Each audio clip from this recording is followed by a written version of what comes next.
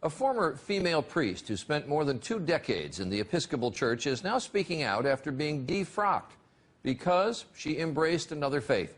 Today, Ann Holmes Redding calls herself both a Christian and a Muslim, but her move to Islam came at a very high price. Dan Harris reports on this woman's test of faith. Ann Holmes Redding was an Episcopal priest for 25 years until a radical test of faith. Several years ago, while she was mourning the death of her mother, she was trying out an Islamic meditation technique that she learned in an interfaith class.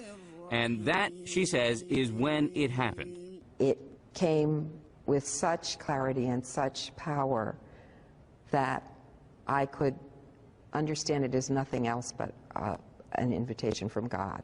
In fact, she says it was Jesus himself who led her to Islam. You think Jesus led you to become a Muslim? Yes. Yes. You're laughing. Because I know it doesn't make sense to people. Now, Redding not only prays in church, but she also prays 5 times a day to Allah. In Islam, Jesus is viewed as a prophet. Yes. Not as the Son of God.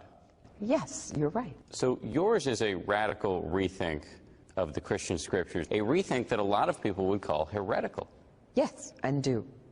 Loudly. This spring, the Episcopal Church revoked Redding's right to be a priest. Being defrocked, I would imagine, was a pretty traumatic experience.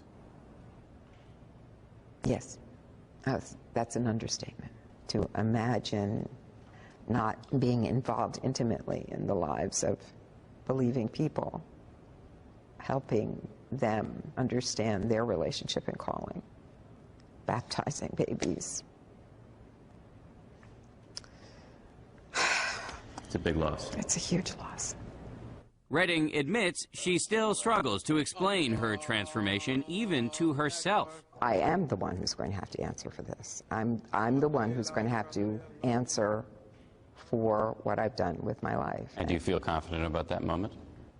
It's in the best of hands. Dan Harris, ABC News, New York.